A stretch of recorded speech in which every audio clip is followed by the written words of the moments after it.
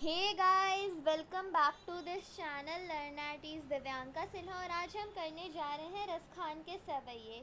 तो सवैयों की शुरुआत करने से पहले हम थोड़ा सा लेखक के बारे में जान लेते हैं। तो माना जाता है कि रसखान का जो जन्म है वो 1548 के आसपास हुआ था और उनका जो मूल नाम है वो है सैयद इब्राहिम और वो दिल्ली के आसपास के रहने वाले थे। कृष्ण भक्ति ने उन्हें ऐसा मुग्ध कर दिया था कि गोस्वामी विट्ठलनाथ की दीक्षा ली और ब्रजभूमि में जा बसे। उन्होंने गोस्वामी विट्ठलनाथ से दीक्षा ले ली थी और ब्रजभूमि में जाके क्या करने लग गए, वो वहाँ रहने लग गए। सन 1628 में लगभग उनकी मृत्यु हो गई, ये माना जाता है। सुजान रसखान और प्रेम वाटिका उनकी उपलब्ध कृतियाँ हैं। रसखान रचनावली के नाम से उनकी रचनाओं का संग्रह मिलता है। तो ये तो हो गया आपके लिए लेखक के बारे में। अब हम थोड़ा सा पाठ में क्या है उसका थोड़ा सा सारांश देख लेते हैं। यहाँ संकलित पहले और दूसरे सवैये में कृष्ण और कृष्ण भूमि के प्रति कवि का अनन्य समर्पण भाव व्यक्त हुआ है। तीसरे छंद में कृष्ण के रूप सौंदर्य के प्रति गोपियों की उस मुग्धता का चित्रण है जिससे वह स्वयं कृष्ण का रूप धारण कर लेना चाहती है। चौथे छंद में कृष्ण की मुरली की धुन और उनकी मुस्कान के अचूक प्रभाव तथा गोपियों की विवशता का वर्णन किया गया है।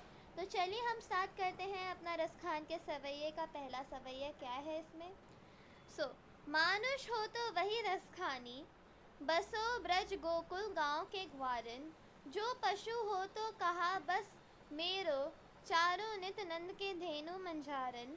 पाहन हो तो वही गिरी को जो, कियो हरि छत्र पुरंदर धारन। जो खग हो तो बसेरो, करो मिली कालिंदी कूल कदम की डारन। तो इसमें क्या क्या किस चीज़ की क्या मीनिंग है ये भी हम जान लेते हैं। मानुष का यहाँ पे मतलब होता है मनुष्य। तो यहाँ पे रसखान क्या कहना चाह रहे हैं कि अगर वो मनुष्य के रूप में जन्म लेते हैं तो उन्हें गोकुल गांव में ग्वारन के रूप में ही जन्म मिले। अगर वो मनुष्य श्रेणी में जन्मते हैं अगले जन्म में तो वो कहाँ के वासी बने? गोकुल गांव के। और क्या बने वहाँ जाके? ग्वारन। अगर पशु बने तो वो सिर्फ नंद की जो धेनु है ना, गाय जो है उसकी वही बनना चाहते हैं, नंद बाबा की गाय बनना चाहते हैं और उनसे अपनी सेवा थोड़ी करवाना चाहते हैं। मतलब धेनु मंझारन, जैसे गायों को आप बहुत चराते हो ना, तो वैसे अगर वो पशु बने तो वो चाहते हैं कि वो नंद बाबा की धेनु जैसे ही बने, उनकी गाय बने। पाहन हो तो वही गिरी को जो, कियो हरिछत्र पुरंदर दानर। अगर पत्थर बने तो वो वही उसी जो पर्वत उन्होंने उठाया था श्री कृष्ण ने गोकुल धाम पे, वो उसी पर्वत का ही टुकड़ा बने। और अगर खग के रूप में मतलब पक्षी के रूप में अगर उनका जन्म हो तो वो कालिंदी कूल कदम्ब के पास रहे। क्या मतलब है कालिंदी कूल कदम्ब का? यहाँ पे यमुना को कहते हैं कालिंदी कूल, तो मतलब वहाँ ही पे उनका वास हो। तो चलिए देखते हैं हम अपना दूसरा सवैये। या लकूटी अरु कामरिया, पर राज तिहुपुर को तजी डारो। आठहु सिद्धि नवोनिधि, के सुख नंद की गाय चराई बिसारो। रसखान कबो इन आखिन सो, ब्रज के वन बाग तड़ाग निहारो। कोटिक एक अलधौत के धाम, करेल के कुंजन ऊपर वारो। तो इसमें क्या कहना चाह रहे हैं कवि रसखान? तो वो यहाँ पे लकूटी का मतलब होता है लाठी। तो वो कहना चाह रहे हैं कि अगर एक लाठी और जो कृष्ण की जो कामरिया है मीन्स कंबल, अगर उन्हें वो मिल जाए तो वो तीनों लोक का सुख अगर उन्हें मिल रहा हो तो वो भी त्याग देंगे। अपनी सारी आठों सिद्धियाँ और 9 निधि जो भी उनके पास है, अगर सिर्फ उन्हें नंद बाबा की गाय को चराने का मौका मिले तो वो सारे ये जो सुख उन्हें मिल रहे हैं, आठों सिद्धि का, 9 निधि का, इन सबको भी वो त्याग देंगे। वो अब कहना चाह रहे हैं नेक्स्ट में कि अगर कब वो अपनी इन आँखों से ब्रज के वन बाग तड़ाग निहारेंगे। तो यहाँ पे उनका क्या कारण है कि वो ये सारे वन बाग तड़ाग निहारना चाहते हैं?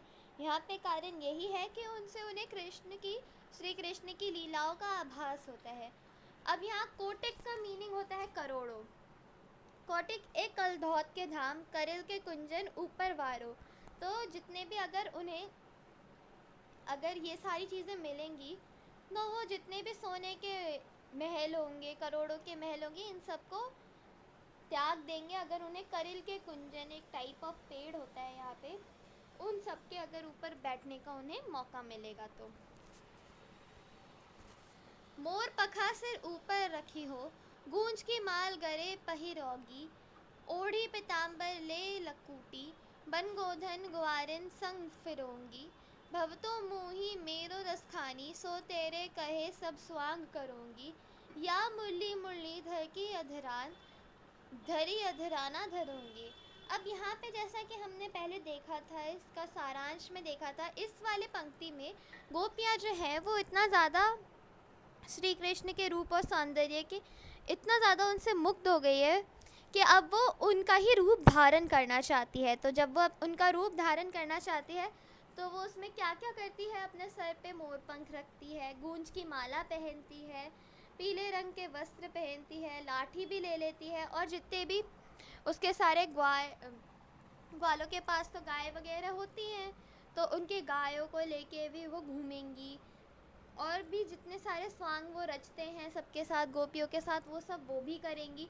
लेकिन जो वो अपने होठों से लगा के मुरली बजाते हैं, सारा दिन लेके पकड़ के बैठे रहते हैं, वो उसको नहीं लेंगी, ना ही कभी उसको कभी धारण नहीं करेगी। बाकी सारी चीज़ें लेंगी लेकिन इसको नहीं धारण करेंगी।